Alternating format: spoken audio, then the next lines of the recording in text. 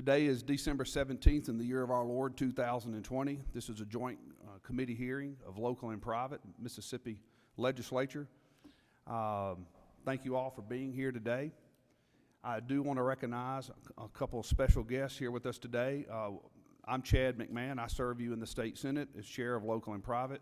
To my left is Chairman Manley Barton, who is chairman of local and private in the Mississippi House of Representatives. In addition to that, Senator Suber, who represents the area in question today, is also joining us. I believe that is that's everyone else other than the honorable members of this committee. The purpose of the hearing today is to consider legislation for the city of Okolona to be authorized to create broadband services. This legislation could have broad implications because other municipalities in the state would certainly seek the authorization for the same purpose within their certificated areas. So today we're going to have several presenters present. I would like to cover just a couple of chairman's requests. First, when the guest comes to the podium, please speak directly into the microphone. We've had some issues in the past with that particular microphone. I hope it's been corrected, but please speak directly into the microphone. In addition, please state your name, your title, and the organization you represent. In addition to that, I would ask all of the presenters today, please do not leave until the committee has concluded its work. Legislators may have a summary question for any of you at the end of the hearing. So with that, we will begin unless any senator would like to, any member of the committee would like to make a statement. And if not, we'll begin. We'll go to today's agenda.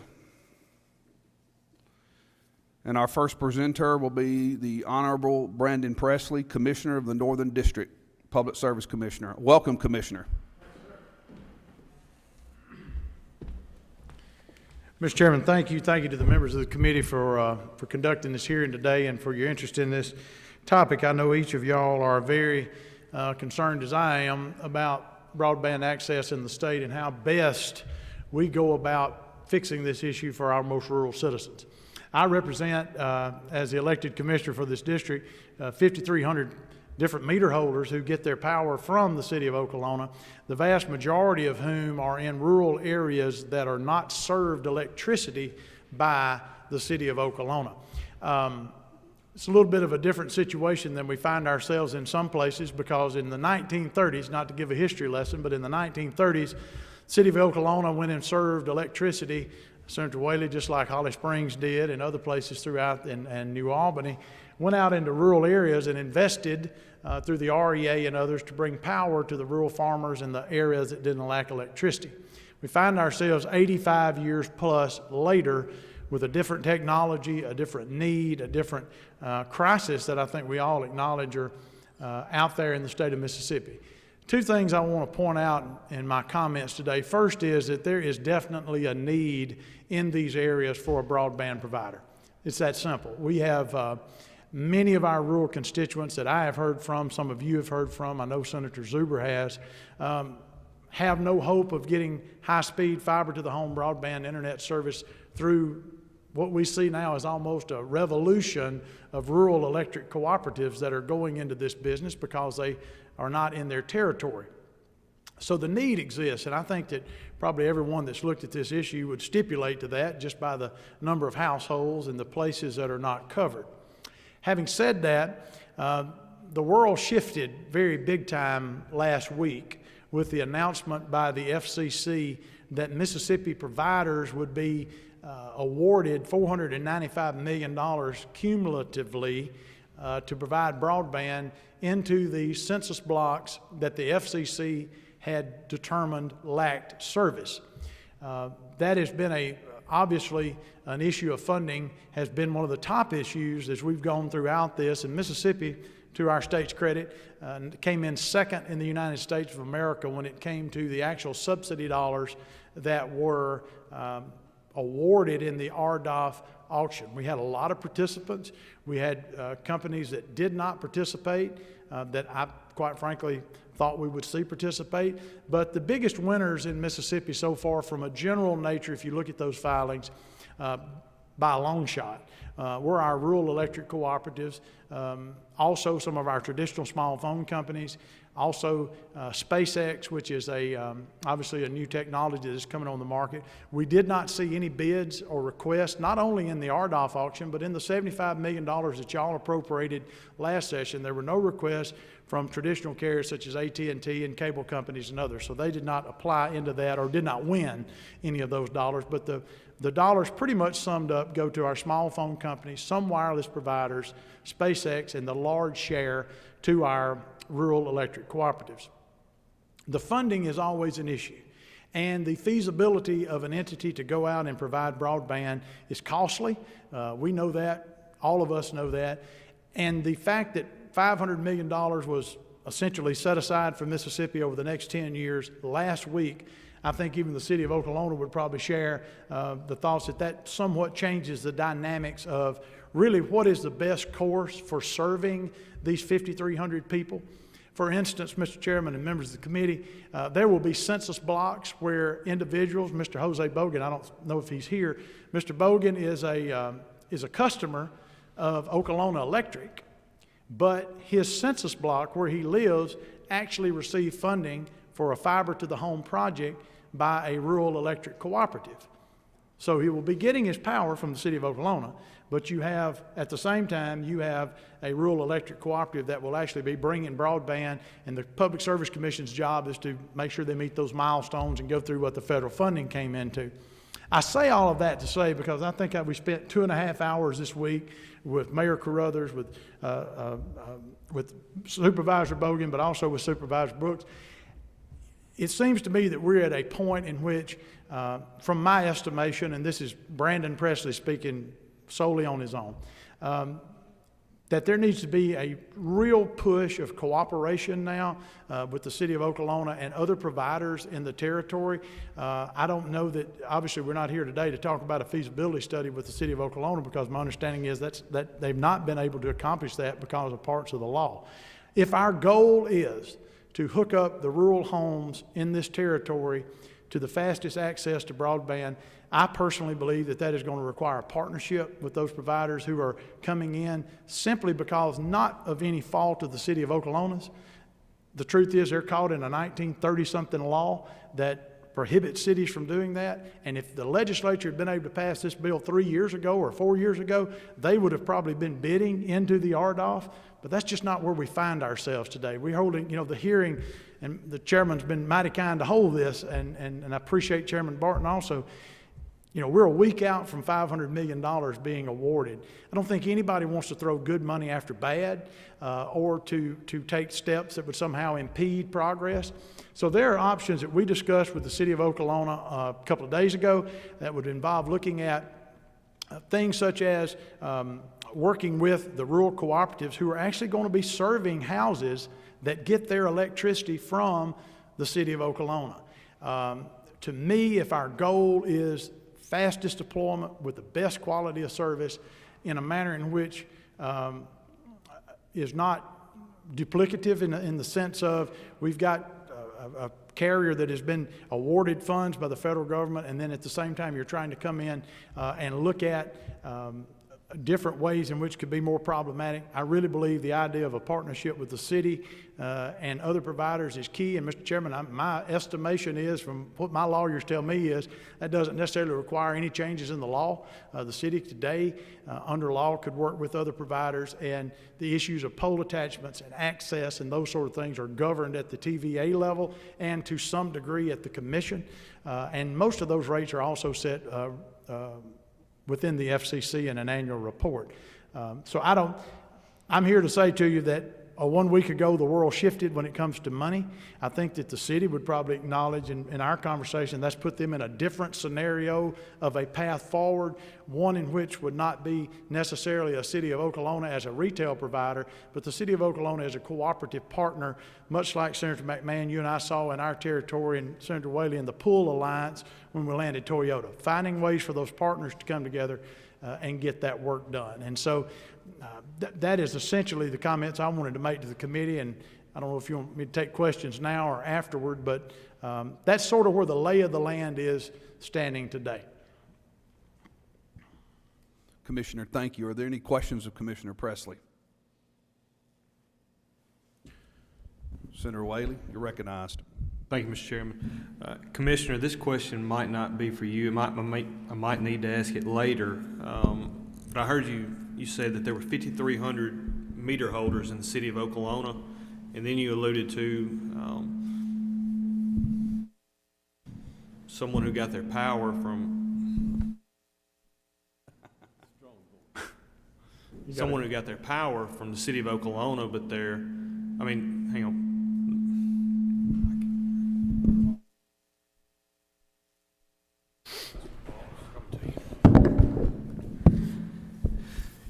You were telling there was 5,300 meter holders in the city of Okolona, and because of the census block, someone had an Okolona residence, but they got their power from a power cooperative.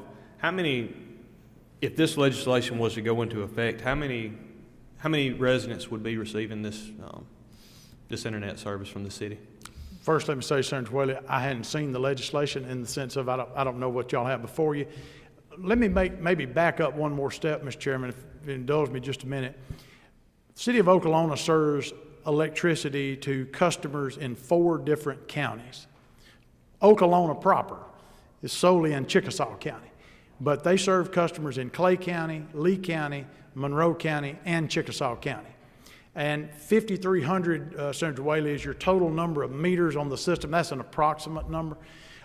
Majority of those, somewhere around 3,000 of those 5,300, as I understand it, are outside the city limits. So they are citizens who get their electricity from the city of Okolona. They're not citizens of the city of Okolona.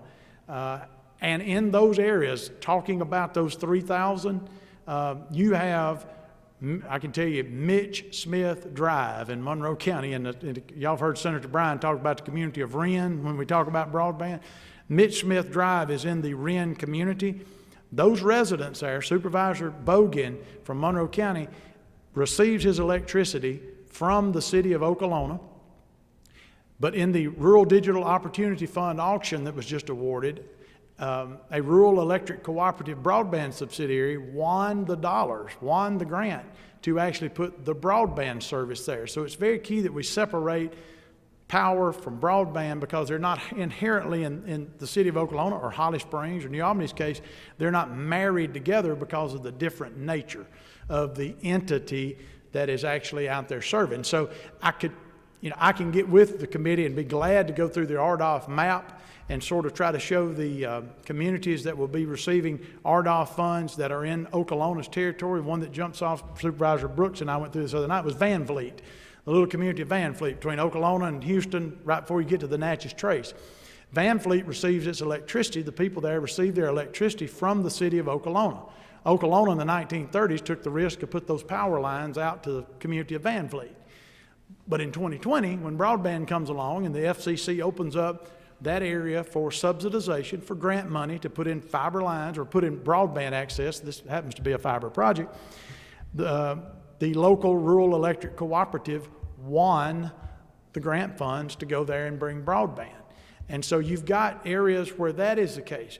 The biggest swath of the areas within Okolona's territory that received funding in this latest grant actually went to SpaceX for satellite broadband, which is, has got its issues in and of itself, but they were the winner in much of the Okolona territory. So they won the actual, we're going to call them grant funds, they're subsidization, but the grant funds to serve other parts. And so it is very much a patchwork of both funding for a fiber to the home project, funding for a satellite type of low orbit satellite project through SpaceX, and then areas in which the FCC says that there is service and therefore no subsidy went to that particular census block.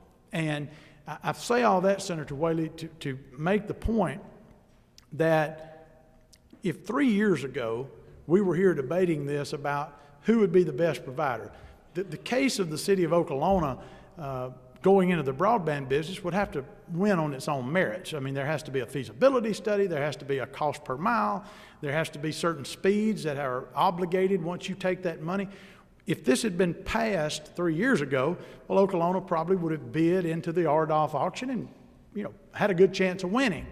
The issue is, to use a Nettleton term, the horse has left the barn on $500 million, and that's just to be totally honest. Now, you can't go back and retread that, and there's not going to be an instance where you go back and refund that. Those dollars are out the door. We're working overtime at the commission to do our job to get those companies designated and go through that process. So now you're faced with, what do you do if you still have an access issue? Well, I think that is finding a way in which to work with those who are already coming to your community, and maybe some that are already in your community, on things that can be advantageous to both parties that makes the most sense.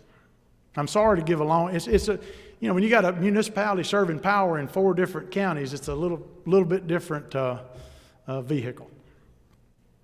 I appreciate the answer. Yes, sir. Any other questions at this time? Commissioner Presley, thank you for your presentation. I would ask you to please stay in case Yes, sir. anyone else, any other expert opinions or thoughts trigger a question that, we will have summary questions at the end. Yes, sir. Thank you all. Thank you so much for your testimony. We'll stay on the agenda, and our next presenter will be James Lightfoot, and I believe that will be done via Zoom. Yes, sir. Thank you, Chairman. Can you hear me all right? Yeah. Now, Mr. Lightfoot, please say for the record your title and who you represent. Yes, sir. I'm James Lightfoot. I'm the president and CEO of ACRS in Oklahoma City. And I appreciate the opportunity to be here and speak with you today. I've worked for ACRS for over 31 years. It's a company that specializes strictly in consulting and engineering services for broadband companies. We work for different broadband providers all over the country, including utility providers, getting into the broadband arena, as well as municipalities. And our company actually, back in 2004, conducted a broadband feasibility study for the city of Okolona 16 years ago.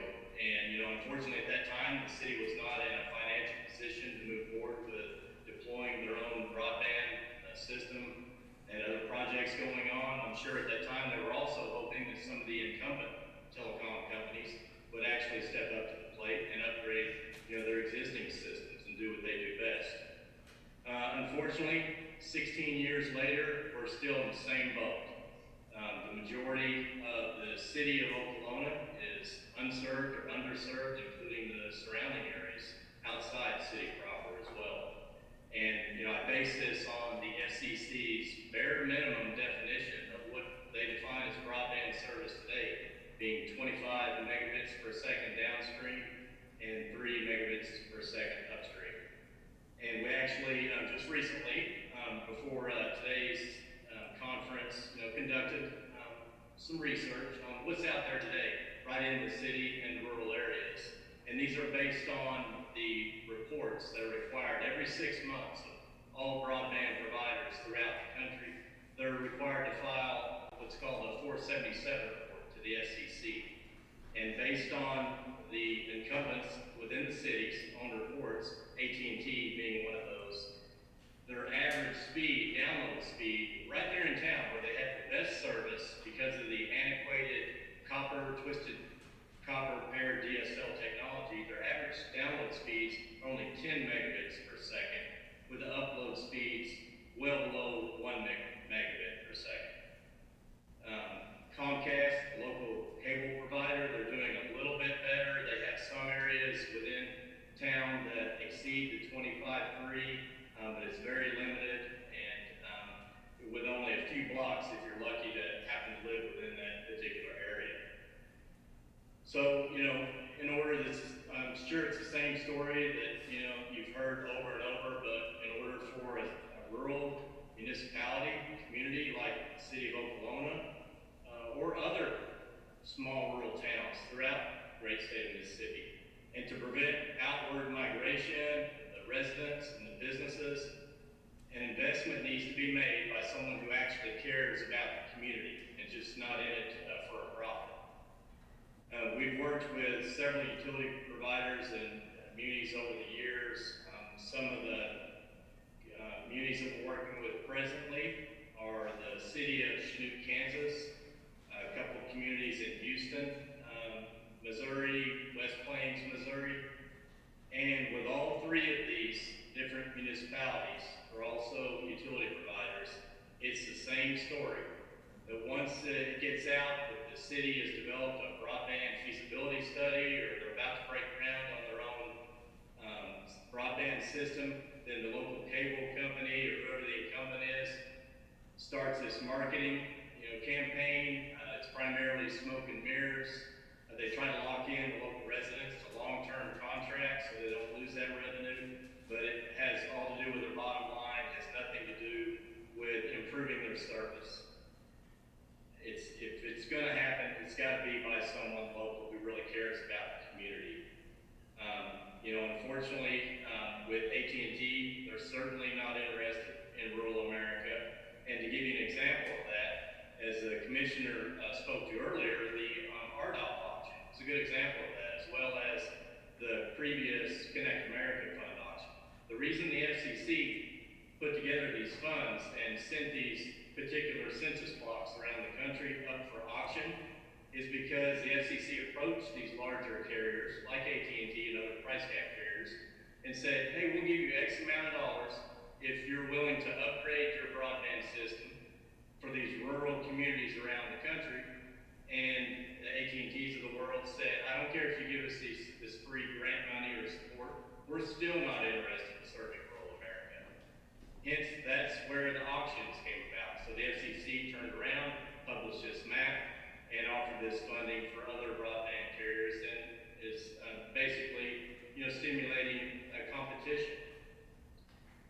Unfortunately, though, what the commissioner kind of alluded to, but right off the top, it's 5,300 subscribers or residents that are served by the city of Okolona, and 3,000 of those are out in the rural areas. Right off the bat, nearly half of those are left out with this RDOF support funding. So it goes back to the 10-1 service and the scattered areas served by Comcast. There is no federal support dollars within the city proper, and even outside the city, it's a checkerboarded map. There's only certain areas that were awarded funds as well. So I just want to make sure you have the full story on this RDOF auction, how we got there today with the auction to begin with. A couple more comments. As we've witnessed with some of our other existing clients, Chinook, Kansas, Houston, and West Plains. Again, it takes a local company to make this type of commitment, and for the city of Okolona to move forward to make this happen, it's going to take your support and the support of the state of Mississippi. So with that, I'll turn it over for any questions. Are there any questions for Mr. Lightfoot? I have a question, Mr. Lightfoot. So the report that you're referring to is a 16-year-old report from 2004. What was your cost estimate then for the service? So if Okolona had the authorization and put this service in, what is going to be the build-out cost, and what do you think the monthly service cost would be today? The cost or service cost to the actual end user would be equivalent to or less than what the incumbents are paying today. So, of course, it would depend on what type of service they subscribe to. On the low end, if we started out with a bare minimum service plan of $25.3, we're looking at roughly $40 per month, but that's something that we need to take a refresh look at. This network, however, would also be able to provide all the way up to gigabit service. Mm-hmm. And the industry for these other municipalities, what we've seen, that gigabit service for residentials subscribers is typically around $90 to $100 per month. What do you think the cost out would be today if if they were to build this network? Back in 2004, we actually ran a few different scenarios. We ran a wireless scenario, an all fiber, and a hybrid solution. Going with a pure fiber to the home system, again, we need to refresh those numbers, but it's probably $2 to $3 million with all the electronics, all the outside plant cabling would be required. Are there any additional questions for Mr. Lightfoot? Senator Blackman, you're recognized. Thank you, Mr. Chairman.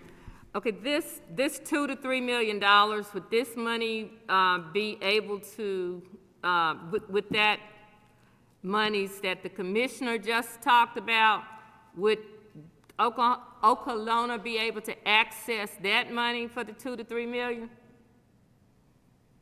No, ma'am. If you're referring to the RDOF auction, no, they would not be able to access those funds. And just one clarification on that RDOF funding that we're talking about, that is not grant dollars that these companies are going to be receiving to go out and build a network. That's not what it is at all. What this is it's comparable to the USF annual support that the rural telephone companies receive on an annual basis, just to help offset some of the high costs to serve, a rural area.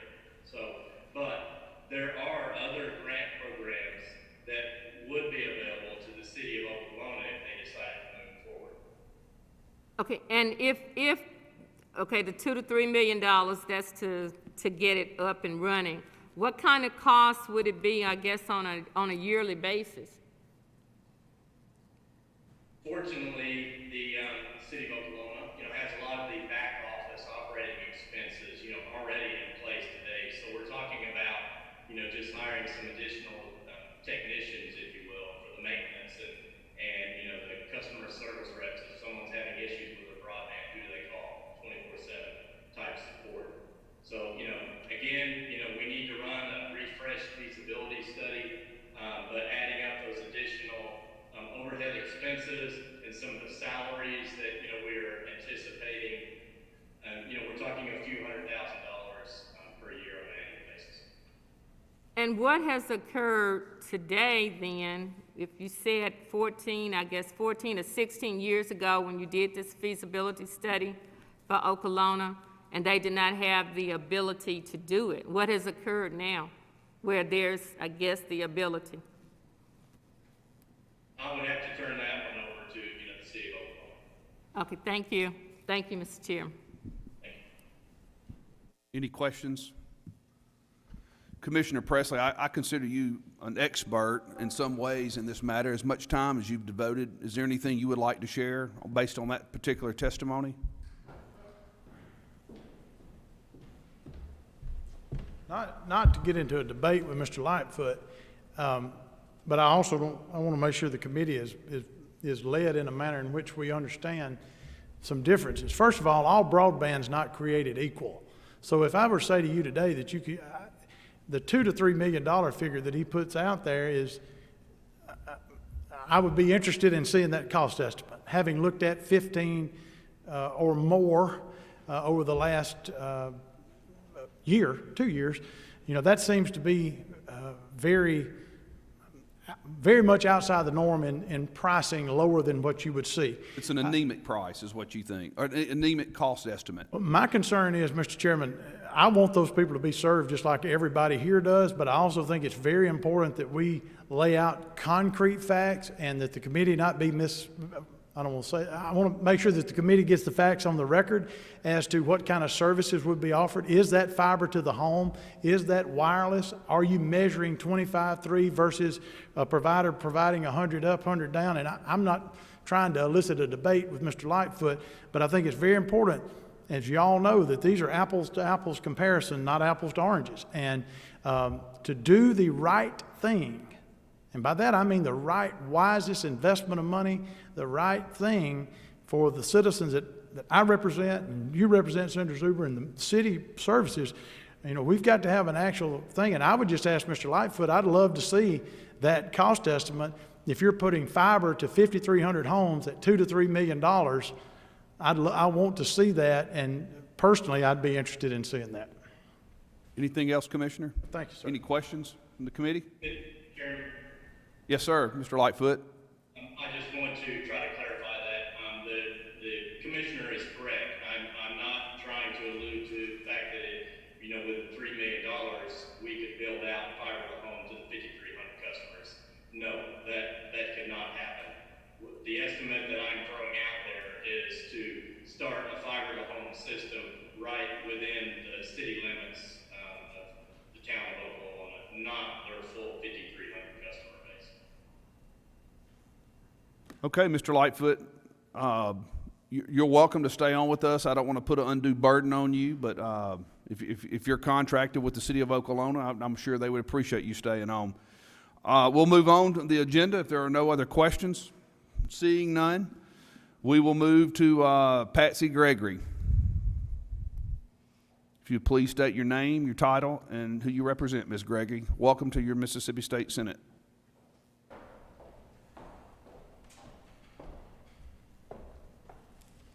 Thank you for this opportunity. I am Patsy Gregory. I live in Okolona, Mississippi. I am the Economic Development Liaison for the City of Okolona, and we certainly appreciate this opportunity, Mr. Chairman and chairmen and members of the Senate and House Local and Private Committees. We appreciate the opportunity to present our case for Okolona's electric department to serve its customers with better broadband service. As most of you are probably aware, this is our third year to ask for authorization. We started in 2019 and then again in 2020, so we appreciate this opportunity to come before you this year. As Commissioner Presley said, we do serve 4 counties, and I believe at one time that was a misconception. People didn't realize that we went outside the city limits, but we do. It's 4 counties. And for the past 2 years, the need was great, but it's acute now, as many of you know, because of COVID. Children are at home and need homework. I've heard from so many parents that they cannot get internet access to get the kids' homework. People traveling to doctor's office really need it for telemedicine. Our Chickasaw County offices are some of them are in Van Vliet. They do not have adequate internet service. Some people could live in Okolona. I'll just be personal. My daughter lived in New York City. New York City office is kind of shut down right now. Her employment is in Seattle. She could be working in Okolona, but she cannot because of the broadband. So her office in New York will be shut down till May, and she's having to find different places to live. Our economic development efforts are hampered, and that's very important to me. Some of our industries are actually using hotspots in the windows for internet access. Just to let y'all know some of the things we're doing in Okolona, last winter, Create Foundations, Mike Claiborne and Louis Whitfield came down to Okolona, and we held a state of Okolona like they have a state of the region. We have set up a commission on the future North Mississippi with representation from across Mississippi. And then also last year, the Carl Small Town Center from Mississippi State University conducted a new comprehensive plan for us. We had not had one in 50 years, so we have great plans for our city, and we have focused plans. We also received some grant money from Mississippi Hills Heritage to hire a consultant, and he helped us develop a downtown and heritage tourism visioning plan. I also brought, I don't know if y'all have this, a copy of our certificated district. It's in maroon on this map if y'all would like a copy of it. This is our certificated district for customers in our area. And then I also made a copy of the map from the Rural Digital Opportunity Fund phase that shows who was awarded different areas. As I understand, the co-ops are in green and SpaceX is in red.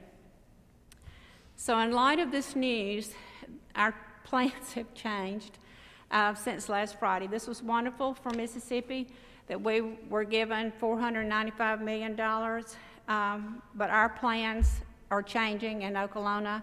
Again, I want to thank you so much for this opportunity to come down here and share with you and get to know more of you.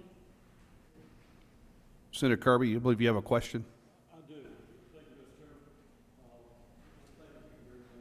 Thank you very much for the information that you've given us. Before I say anything, I want to thank Brandon Presley, the Commissioner, for all that he's done, not just for this area, but for the whole state. Thank you so much. He has pushed it very hard, and we appreciate that. Well, first off, I know there are some co-ops in the state that have opted out. They've just said this is going to cost us way more than we ever expected, and actually, even with the COVID money, have decided not to do it. You know, I hate that, but I know that that's true, and if they can't afford it, they can't afford it. I understand that. You say that you have done a feasibility study then? That's a feasibility study that you have, and right? I mean, or is it just a plan of what you're going to do? I mean, I do not have a copy of the feasibility study with me that was done in 2004. We would like to do an updated one. We're not sure we have the authority to do an updated feasibility study. I know that the co-ops, from what I've heard, did not do feasibility studies before they were given authority. So we were asking for the last 2 years, and for this year, we are asking for authority from y'all to be able to study in a greater depth the feasibility of doing the broadband, and that would include feasibility study and some other things. But we understand we cannot do it without the authority from y'all, and we've asked for 3 years. well, if I may, if it's okay, I just made some notes. Do you know how many residents intend to use the service? I mean, you told us how many. I think it was like 5,300. Isn't that correct?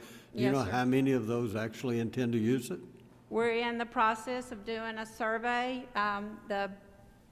The surveys went out in the November electric bill cycle, and so we're in the process of doing that and probably have compiled maybe a third of them. And it is heartbreaking to hear what some people are saying, how bad they would like to have internet service. Well, I mean, the only reason I ask that is I know of one co-op that did send that out, and when they got the results back, that's when they decided they couldn't afford it. There were some, believe it or not, that said, we don't want it. So, I'll so you say don't. this, some people that I've noticed on it that do not have internet service now, some of them don't have internet service now because they live in such an area that it would be so bad they don't have it, and so they want it. I would say everybody that does not have UVerse or something of that extent would like to offer our services. And we said on our survey, I can't remember the exact wording, but it's if we would have comparable service. Yeah. Did you ask them on that survey to commit to whether or not they would take it? Or did you just say, do you want it, basically? We did not ask to commit because we don't have a All right. certain figure yet. But I'm not trying to be difficult. Believe me, I'm in favor of broadband everywhere. But yes, sir. do you know what the monthly service cost would be to each individual? You don't at this point, then, if you haven't done a feasibility study and don't know the actual cost. No, sir, but on our letter, it's, one of our comments was, if it would be comparable to the service that you're getting now, would you Okay. be interested in it if Okolona Electric offered it? And they were Okay. overwhelmingly saying Just yes. one more question, That's and fine. if I may. Who would be the governing authority of this? You have a board, do you have, who makes those decisions? Because this is a city deal. It's not, well, the last week, in fact, right before this news came out last Friday, the Okolona City Council voted to set up a board for this. Oh, okay. And the board would consist of the 6 city council people, 1 supervisor from each of the 4 counties that we serve, and then 1 citizen that would be from each of the 4 counties that live in our certificated district, but those citizens would be outside the city of Okolona. So that was the board we were envisioning. Okay, thank you. Yes, sir. I appreciate that. Chairman Barton? Thank you, Mr. Chairman. I've been the chairman of local and private house for a couple of terms, so I was actually there first time it came up, second time it came up. Preston Sullivan was still there at the time, good friend. One of the questions, and I went back through the language of the bill to make sure I was remembering correctly. One of the questions that we asked a number of times, and I'm not trying to put you on the spot or anything, but I'm assuming you're here speaking for the city, okay? Yes, sir. I'm just going to make that comment. When we passed the legislation a few years ago that had to do with the electric co-ops and their ability to provide broadband and so forth, unlike a city, the utility companies only had one source of revenue, and that was their utility payers, rate payers for people who were on the system. And we went to great lengths in that bill to protect those rate payers on the electric side, that they would not be required to subsidize the broadband services. So, and I won't go into all the protection we put there, but just trust me, we put protection there to try to protect those rate payers. In a city situation, you really got a different situation. You not only have, in this case, rate payers on your electric system, which if you look at the language in your bill, the language is very similar to what the language was in the co-op bill. Yes, sir. To protect the rate payers. But the city also has taxpayers. You've got landowners who pay taxes every year based on whatever the ad valorem rates that are set. Most cities, and I'm assuming Okolona does, probably has a water and sewer users. And so one of the things that on the House end anyway, we really didn't discuss this. We didn't have any joint meetings on this particular subject, but on the House end, we did meet with some of the members from that area and some folks who were interested in this. And one of the things that we asked was that language be put in the bill, if it went forward, that would be similar to what we did in the co-op bill to protect those other entities, because cities are different than a utility. And what protection would the taxpayers have? What protection would the other utility water and sewer users have to not expect their taxes to go up to subsidize this, or the water and sewer rates to go up to subsidize the broadband? And so when you read the bill, protection's there for the utility, for the electric users, but there is no protection at all. In fact, I would argue it's probably just the opposite. It actually gives the city broad authority to go borrow money and bond and do different things, which would then obligate the city taxpayers to pay that debt service. And so I guess I said all that, I guess, to ask the question, has there been any discussion about what could be put in place to protect those other people in the city of Okolona, that they would not be, in my opinion, kind of what we did with the co-op stuff. If a utility wants to go out and create this on their own, do it on their own, they have the authority to contract with somebody else and partner with somebody else. But if they want to do it on their own, they've got to create a separate utility that's got to stand on its own. It's got to borrow money on its own. It's got to be able to pay the bills on its own. And so my question is have y'all had any discussion about the other factors here in terms of the people who might be obligated to pay the debt service on money that's borrowed or whatever? Yes, sir. I understand that we are a distressed county. now. And so the money, that we would receive more grant money, I guess, than maybe somebody else because we're a distressed county. But we have been in discussions last week, I believe it was, this week, with a company who is willing to come forth and pay the match money for the grant money for us and to do the services for us.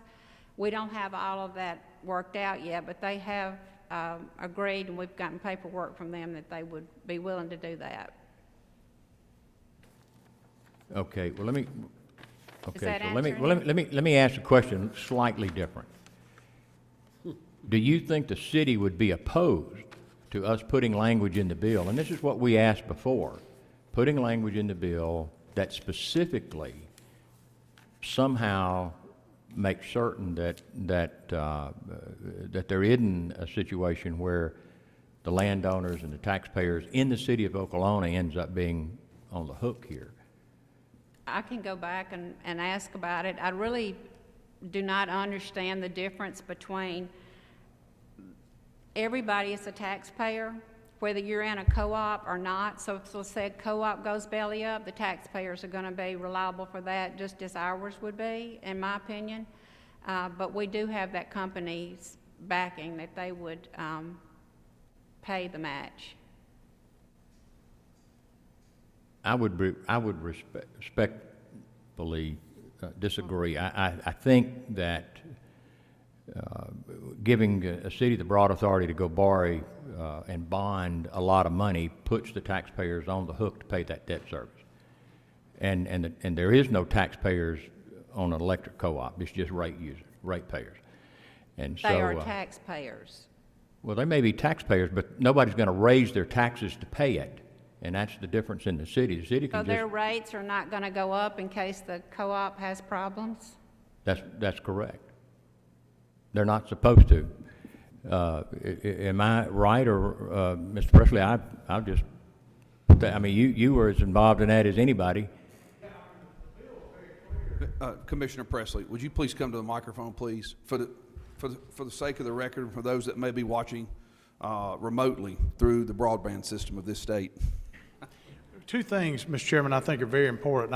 I love Patsy Gregory, so I'm not arguing with you.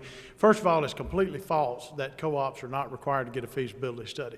Mississippi Broadband Enabling Act says very clearly it has to be spread upon their minutes and available of inspection by all of their members. So, Mr. Chairman, example is Tom Bigby Fiber. I'm a Tom Bigby member. They have to have a plan that is spread upon their minutes, adopted by the board of directors. I, as a member of Tom Bigby, can walk in, sign an NDA, and see everything to do with their broadband. It's an accountability measure because I vote on those boards of directors. So there is a requirement, and I would submit, just for the record, that not only are the co-ops required to get one, I am pretty sure that everyone in my district has gotten at least 3. So there has been more than one feasibility study. The law requires just one, but many of them get more than one. That's the requirement. Number 2 is to the subsidization. The law, the Broadband Enabling Act, says that they cannot use electric revenue, that is the monthly bills coming in, I'm paying whatever I'm paying this month, to subsidize the broadband, and there must be a separate entity set up. I think the distinction that we're talking about, and please don't take any of my comments as being anti-working with the city of Okolona. We sat down for 2.5 hours the other night, but I also am going to shoot straight with this committee about this. There is a difference in the fact that if I'm a member owner of a rural electric cooperative, I vote on that board, and me being a member, a customer of a city-owned electric, that I do not vote on the governing authorities. Now, that's not Mayor Carruthers' fault or Mr. Gregory's fault or anybody else's fault. That's just where we are because Okolona stepped out in the 1930s, and thank God they did, and brought electricity.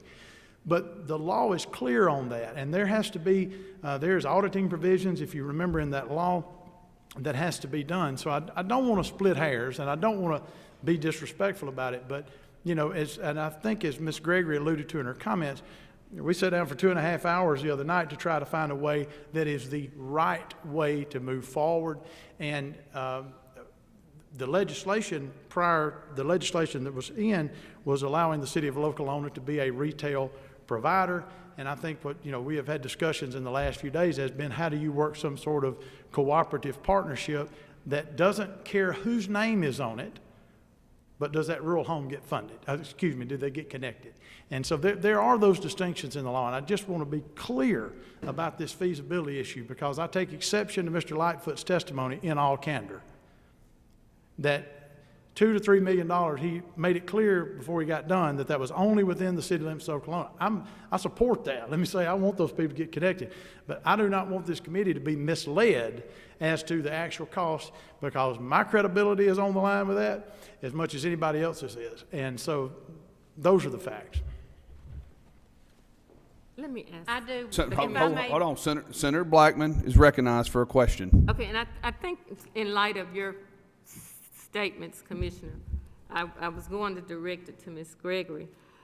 If, and I don't have a dog in this hunt, if it cost $6 million for the city of Okolona to provide broadband for the 4 counties, for its 5,300 customers, Yes, ma'am. and they set a rate to cover the cost of this $6 million and their operating cost. And Chairman Barton, they issued a revenue bond. They issue what, madam? Revenue bond and a revenue bond is a dedicated stream for a specific Yes, ma'am. item. Could they not cover their costs through a revenue bond? Very good question, and here's the issue you've got, and I think this is what it comes down to, Senator Blackman. The issue becomes you've got to have the customers to pay the monthly fees, to generate the revenue, to pay the bond. That's what That's I right. said. And That's so the you- 5,300 customers. But those 5,300 customers, Senator Blackman, are not required to take their service. They would have a free market choice that if, for instance, I'm going to use this example, Natchez Trace Electric and we had 2.5 hours of discussion with the city officials this week on this very topic before this hearing. If the Natchez Trace Electric Power Association, who won I'm going to call it grant money, because essentially money to support the services that they didn't have, they got last week the funding to come to the community of Van Fleet. Let's just use them as an example. They have to be there and serve 40% of those customers per both federal rules and the Public Service Commission rules within 3 years. So they're coming, right? They're going to be offering a fiber to the home network to the citizens of Van Fleet, somewhere between, I would assume if it's their normal rates, $50 to $60 a month. Now, you could pay a revenue bond off if those were captive customers that had no choice and you had a monopoly on broadband, then you could do that. But in the town of Van Fleet, where the city of Okolona sells power, before the city of Okolona was able to move forward, Natchez Trace Electric Power Association's fiber is going to be there offering a minimum of 100 up, 100 down based upon their service at $50 to $60 a month. If the city of Okolona comes in behind them, here's the issue. The city of Okolona cannot force one person within that 5,300 customer base, and I think they would stipulate to this, they cannot force them to take their service. So what if you issue the $6 million in bonds, and you have, again, this is not the city of Okolona's fault. We had $500 million come from the feds last week that shifted the ground. But if you issue those revenue bonds and you come out there and you put that service in, and you've got one provider already there with a faster speed, Mr. Lightfoot's yet to tell us what speeds and what type of service they would be offering. Are they going to be offering 100 up, 100 down fiber to the home at $50 to $60 a month? If you are, you're not going to do it for $6 million in 5,300 homes. And that's where I was trying to say, my credibility is on the line with this committee to tell you the truth and facts. And so they are not required. So if you can't scoop up the 5,300, Senator Blackman, how are you going to pay the bonds? Would not a feasibility study deal with various scenarios? Yes, Okay, ma'am. 50%, 60%, Absolutely. 100%? Absolutely. And could they not? Because I know we do it in the city of Canton. Could you not do things in phases? Yes, ma'am. Okay. Yes, ma'am. And let me say this on feasibility study, just so we can be clear about that. Ms. Gregory's correct. There is confusion as to a city not being authorized to sell broadband, whether or not they can use city funds to do a feasibility study. My advice to the city has been that I don't believe that it would be wise to do that. I pursued, along with Ms. Gregory and others, foundational money to try to get a feasibility study done, and the local megapop, which is broadband, regional broadband type of advocacy group, did not fund that. But you're exactly right. A detailed feasibility study that tells you what the co-op's feasibility studies look at are things such as the competition in an area, and whether you're going to pick up 20% of 5,300 or 50%, right? And if you do that, times how many people you sign up, times their monthly bill, do you have enough money to pay for the system? And that's where we do not have that information. And you've got the community of Van Fleet, you've got the community of Wren, and it is just a different set of facts today than it was 10 days ago. Did I answer your question You did. decently? Okay. Thank you. Any other questions for Ms. Gregory? Ms. Gregory, for the record, how many providers currently serve the city of Okolona, any type of internet service? I'm not sure. I'd have to get back with you. I do want to clarify one thing that maybe there's some misunderstanding. I am aware that the co-ops got feasibility studies. I understood that they did not get them until after, that they were given authorization first, and then they got the feasibility studies, and we can't, I'm That's saying what he incorrect, Ms. said, Gregory. we couldn't get it. Ms. Pardon? Gregory, you're only here to discuss the city of Okolona, and you're not authorized or don't have the experience to speak for the other EPAs. They did commit. I understand They did that, but I have the believe he feasibility said I studies. didn't know they did. They The did do commissioner them. and other legislators, we toured these facilities. We know exactly what the costs were, or the cost estimates, before we ever brought the legislation to the floor. For the record, there are currently 7 providers of internet services to Okolona. Those are mainstream, but there are some additional smaller providers as well. But are there any other questions for Ms. Gregory? Ms. Gregory, thank you so much. I would encourage you not to leave in case there are summary questions by any of the committee members. Okay. Next, we will recognize Hosea Bogan, Supervisor, Monroe County, or their designee.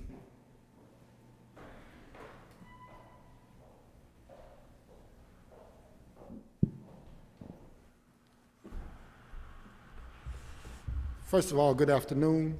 My name is Russell Brooks. I am a County Supervisor, District 3, Chickasaw County.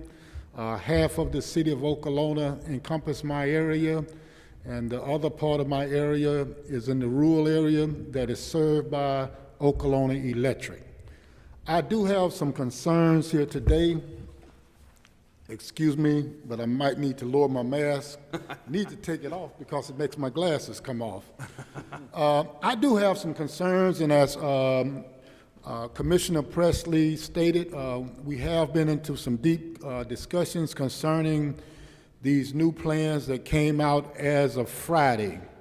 My concern is I feel that there are some price disparities that's going to affect the low social economic areas. And talking with Commissioner Presley, some of those areas will be served by co-ops, and a majority of those areas will be served by SpaceX. And according to Commissioner Presley, those areas that are served by SpaceX will have to purchase a $500 box, and also their fee will be at least $100 a month or more. And I feel that that's a big disparity when you have other areas, and you're talking about affordability to the homes here. And I noticed that was several of you all questions here and some of you all analysis. That disparity there to a low social economic area should be addressed in your legislation. And I think that in your bill, it should be that no co-op or the other private entities should be able to charge an astronomical fee above and beyond that's of the reasonable rate of any of the other co-ops. When you're talking about a $500 for a box, and you're talking about at least $50 to $75 more per month on rural socioeconomic areas, I think that's a disparity that this committee, as well as the state legislature, should look into. Because you're putting something on an already distressed area for a service that is well needed. And myself, I have HughesNet, which is satellite. I do have HughesNet at the moment, and I don't pay anywhere near $100 to $125 per month for that service. And I know it may not be as fast as the service that you're proposing here, but I am getting by with it. I just don't get by with it on rainy days that much, when the clouds are out. But I'm not paying $500 for a box, and I'm not paying triple the service fee that SpaceX is going to be charging me for being in my area. And if that's the case, if you're going to be charging $500 for a box and $100 for your service, I think Okolona already have wires in most of their area from Megapop. I don't know if it's the same quality of wiring, but they do have a majority of their area that already have Megapop wires out there. And if you're gonna allow SpaceX to come in and charge an astronomical fee, and Mr. Barton is gone, that astronomical fee in my area, I'll be glad to give Okolona $60 instead of paying $500 for a box and $100 to $125 a month for my bill. So I think you as a committee need to address that problem. That's my concern. The next concern I have, and the gentleman, what is his name again? Senator Kirby. Senator Kirby mentioned that some of these co-ops may not want to go into those areas. So if the co-ops do not want to go into my area, and I'm forced to stay with SpaceX, you're getting over on me. You're putting something on me and my constituents that's higher than a tax increase that Senator Barton is talking about. If I got to go from $50 to $125, that's $75 a month. My God, somebody got a calculator. Who got your calculator? I want you got yours over there. I saw it. Pull your calculator back up. Do 75 times 12 for me, right quick. Somebody got, I got one if you don't. Hold on, I got mine right here in my pocket. Huh? $900, my God. That's higher than any tax increase you can put on the people. There you is, Senator Barton. I hope you heard that. Did you hear what I just say, Senator Barton? I say, as far as my area, you're talking about a tax increase. I say, as far as my area, you got me in an area where SpaceX is going to serve me. SpaceX is going to cost about anywhere from $100 to $125 per month, and I got to pay $500 for a box. Where all these other areas is less than $60, and you talking about a tax increase. If I go from $60 up to $125, even from $50 up to $75, that's over $900 a year more. You can't increase anybody's taxes that much. Supervisor, I caution you, we're not here discussing taxation. This is for services. I understand the service. Required to purchase these services. Do Yes. you have anything to contribute to this conversation? Well, what I'm contributing. This Yes. is the people's house. We're here to do the people's work. Yes. And But I have to address I'm going to give you an opportunity to wrap up your comments. Yes, but the reason I addressed that is because he did talk about a tax increase, but I'm letting you know the burden that you're putting on the rural citizens by going with SpaceX. And that is according to Commissioner Presley's price of $500 for a box and $100 to $125 a month, and it creates a disparity. That's what I'm here for. I appreciate your That's comments. what I want to let you know. Do you have anything else to add, Supervisor? Really and truly, I know that you have an agenda, but I do think it would be unfair without allowing Mayor Carruthers to at least have something to say on this issue. He's going to have an opportunity to address this committee. Yes. But I thank you for allowing me to address, but I do want you all to look at the disparities that you are placing on certain customers by allowing the SpaceX group to come in and charge an astronomical figure that is at least double, maybe triple what all the other entities are charging. Thank you. Thank you, sir. Thank you for your testimony. One of the reasons we're here as a committee is because this legislation has been requested for 2 years in a row by the aldermen in the city, unanimous. And there were questions about this all along about the difference between an EPA and a city. And Chairman Bartlett touched on this, and he's absolutely correct by saying if the city were to receive this authorization and the system went bankrupt, the taxpayer. And that's what we're here to do. We're here to discuss the need, the cost, but also to protect the taxpayers of the city of Okolona. So I appreciate the comment, Supervisor.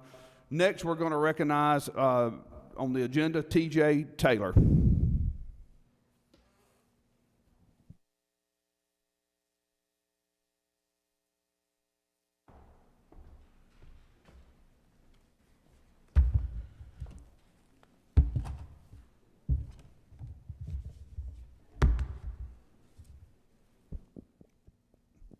Thank you, Mr. Chairman. Members of the committee, my name is, let me lift this up a little bit. My name is T.J. Taylor. I'm the Executive Director of the Cable and Telecommunications Association here in Mississippi. I want to thank you guys first for having this hearing and allowing me to speak on behalf of the Cable Association here. A lot has been said today. Good questions were asked. Good comments were made about this issue. And there are a few things that haven't been touched on that I think are important for the committee to hear. First, let me start with my association and who we are and what we do. We are made up of cable operators and internet service providers here in Mississippi who offer internet service and cable service, from the Tennessee state line to the coast and from the river over to the Alabama state line. We're deeply invested in Mississippi. We've invested millions and millions of dollars to deploy broadband all across the state, and we're going to continue to do that.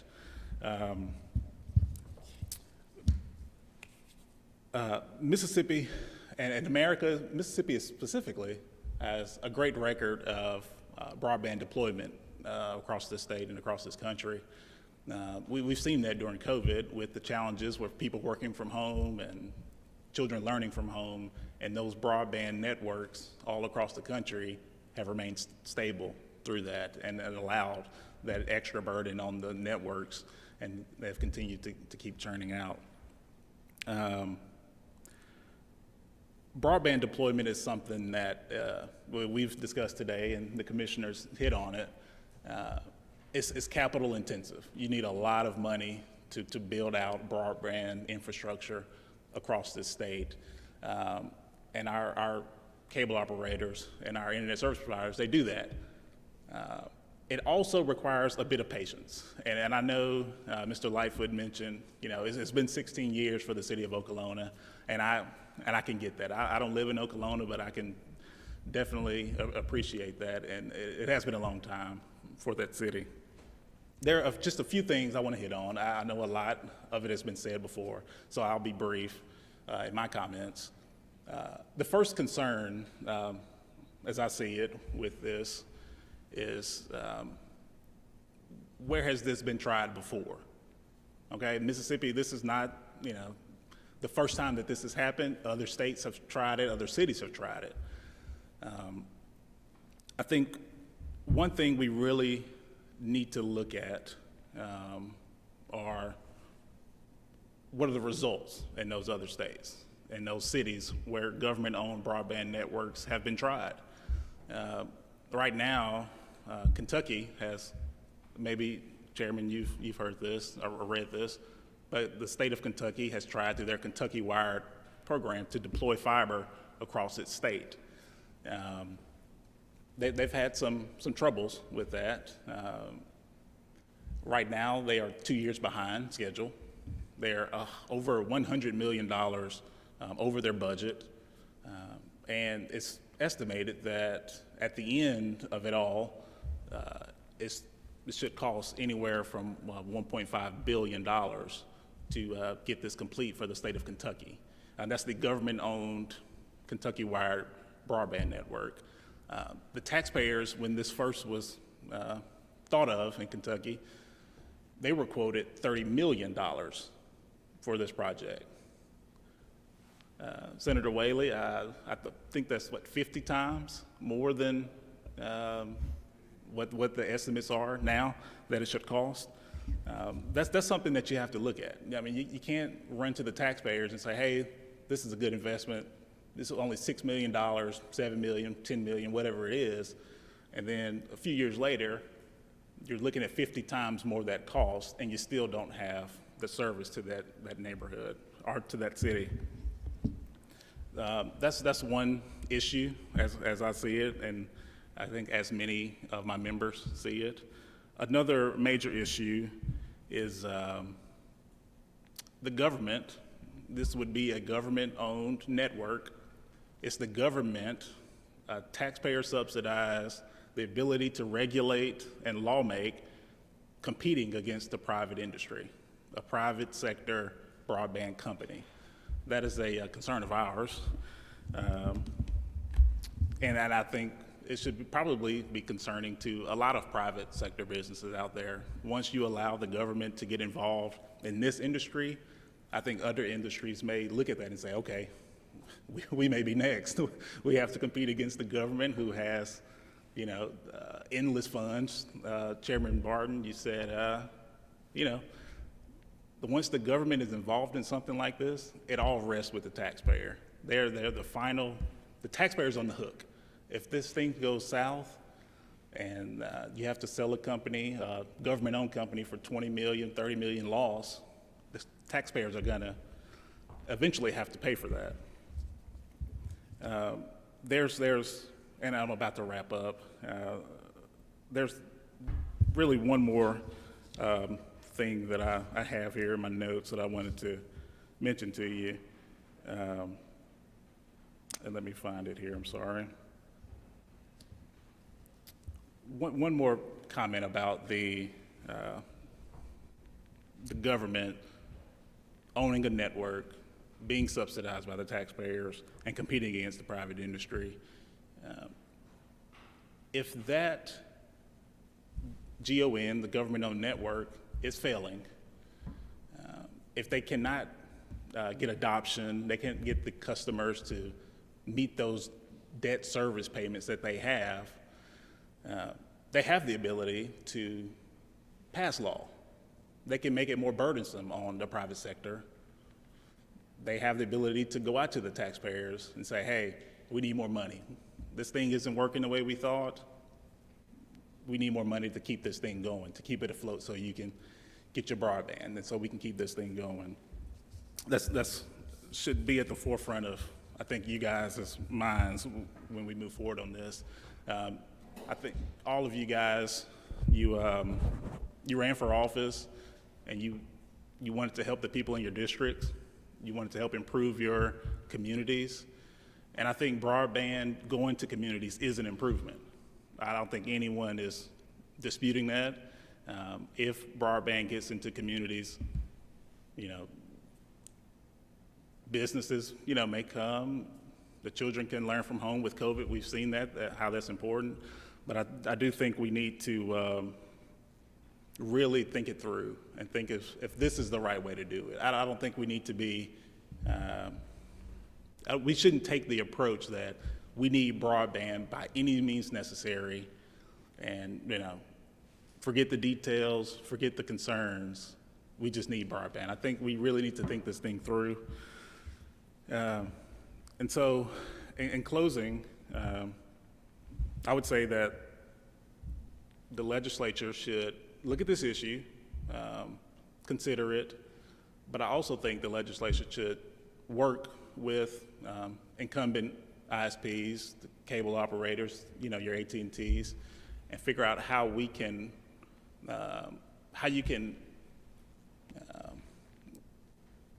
work with those companies to help lower the cost to get into those rural communities. I think that's why you see a lot of companies not going into those communities. It is expensive. And I think your pole attachment fees, your franchise fees, I think you look at those things and we try to find a way to lower those costs so it is a little more feasible to go into those rural areas. Mr. Taylor, thank you. Are there any questions for Mr. Taylor? Senator Blackman, you're recognized. Thank you, Mr. Chairman. Are you aware that there are several cities around the state of Mississippi that already have electric as part of their government? Yes, ma'am, like electric-owned company? Yes, ma'am. And you are also aware that there are a lot of cities around the state that have gas as part of their government. Yes, ma'am, absolutely. So government is already involved in some of these entities. Absolutely. I wouldn't dispute that at all. Yes, ma'am. And are you aware that this past legislative session, that monies were given to private entities to expand connectivity around the state? Yes, ma'am. With Okay, CARES so Act- our CARES Act government is involved in private industry. funds. Yes, ma'am. Okay, Yeah. thank you. Any additional questions? Mr. Taylor, thank you for your testimony. Thank you. That completes our agenda, although broadband internet is very important to Chairman Barton and myself. And I don't think that we'll take this matter up again as far as a public hearing. So if there's anyone here that would like to address this committee, we want to give you an opportunity to come to the podium and say a few words. Remember, if you come to the podium, please be sure to state your name, your title, and who you represent. And I'm going to limit your comments. Since you're not on the agenda, I will limit your comments to just a few minutes, but anyone is welcome to address this committee.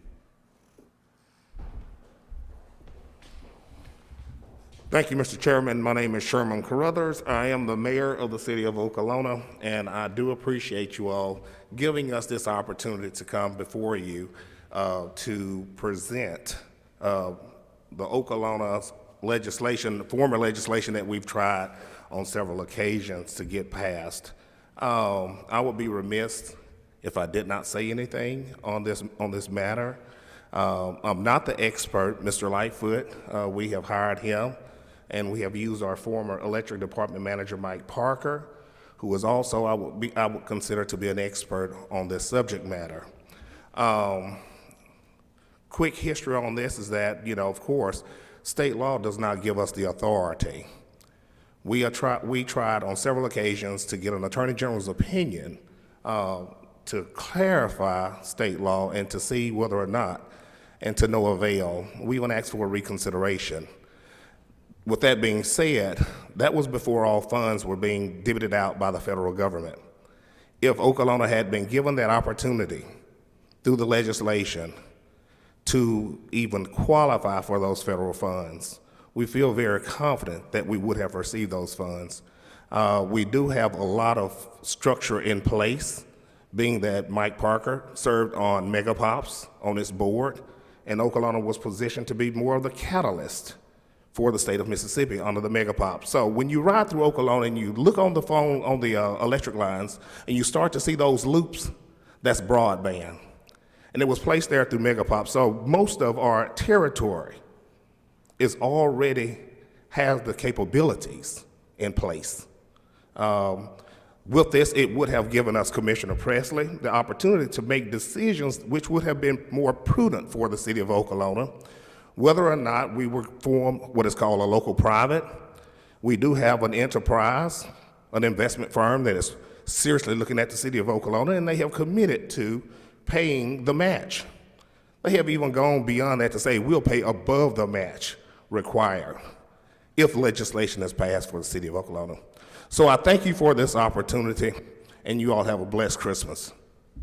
Hold on, Mayor. Are there any questions for Mayor Carruthers? in this committee. Senator Whaley, our mathematician, you are recognized. Thank you, and to the mathematician thing, the $75 question was a lot easier than the $1.5 billion question, so I appreciate getting put on the spot there, but I did figure out the answer if you want to know that later. I've heard mentioned several times about this company that wants to put up the match.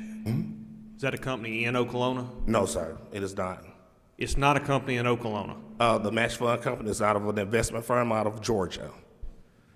Why are they interested in getting internet to Okolona? I guess the same reason that the others were interested in trying to establish their own, such as SpaceX and others. And what we were looking more for is to provide a service to a desperately needed community. We have children who are served within 4 counties of several different school districts who do not have the capabilities of continuing their education without having to get in their mom's or father's car and go find some hot spot or find some area such as a library that's not even open, and they have to sit in a cold car or run the fuel to try to keep warm during this period of COVID. You know, it's no longer just a service, it's a necessity. I agree with that. Yes, sir. What type of business is this from Georgia? It is a telecommunications. Thank you.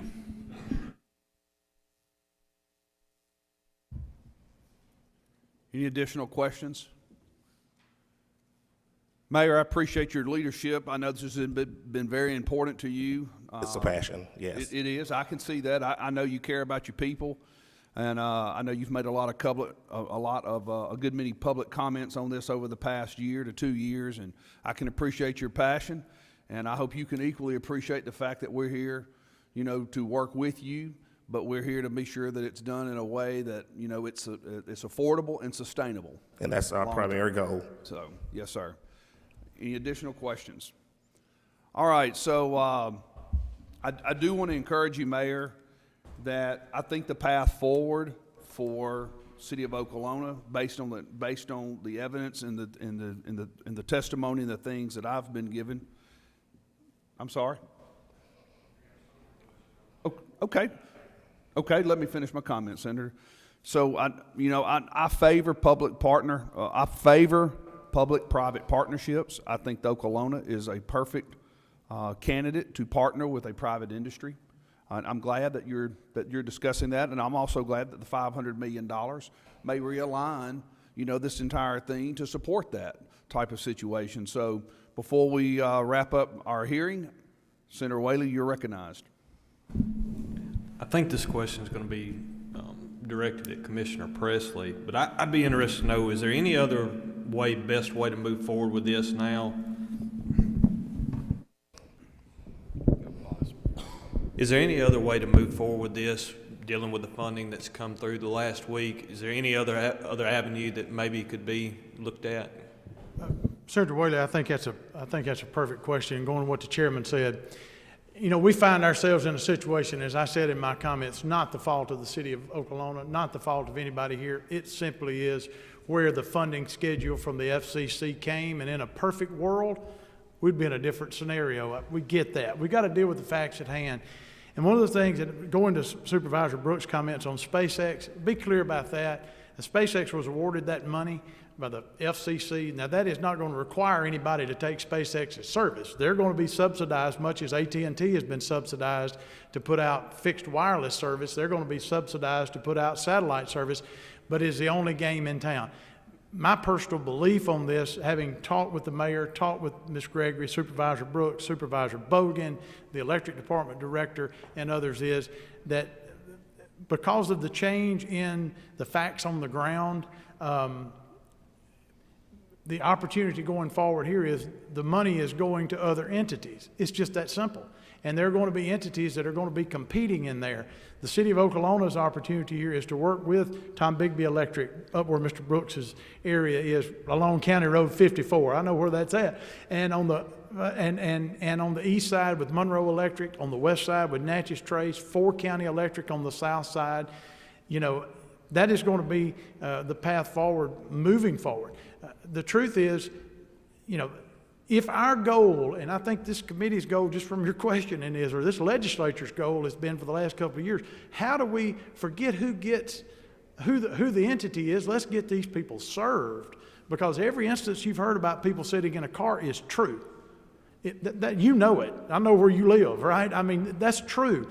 The question is, how do we do it the fastest, that protects the customers and the taxpayers the most, and gets the job done?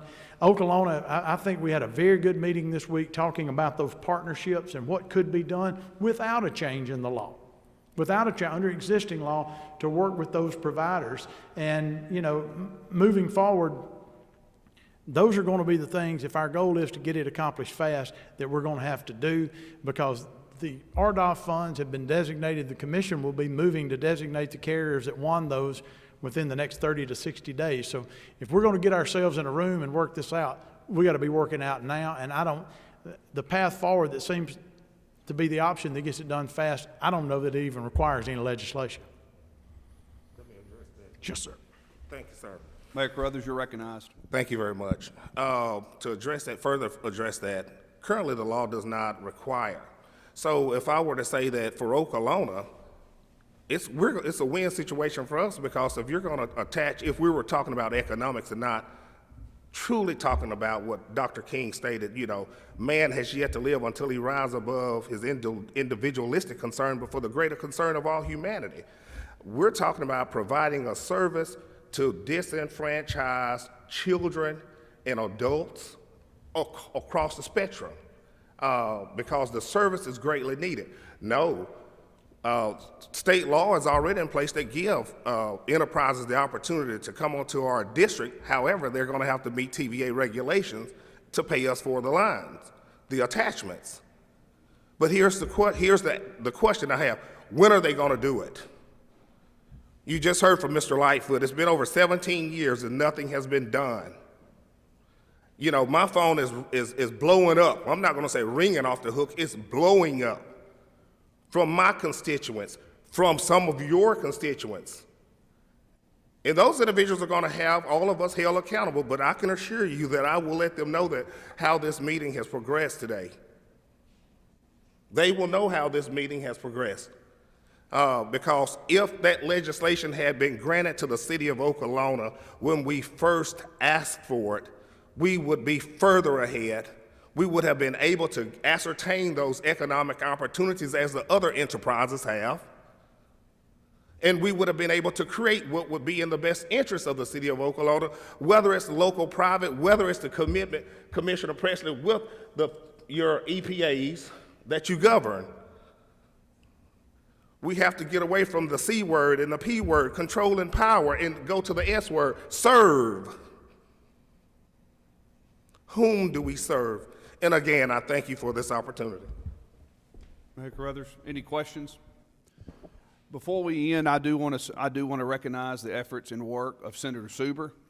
Senator Suber is a freshman senator, but came here in January of 2020, worked extremely hard on this legislation for his constituents in an effort to serve them. I commend you on your work.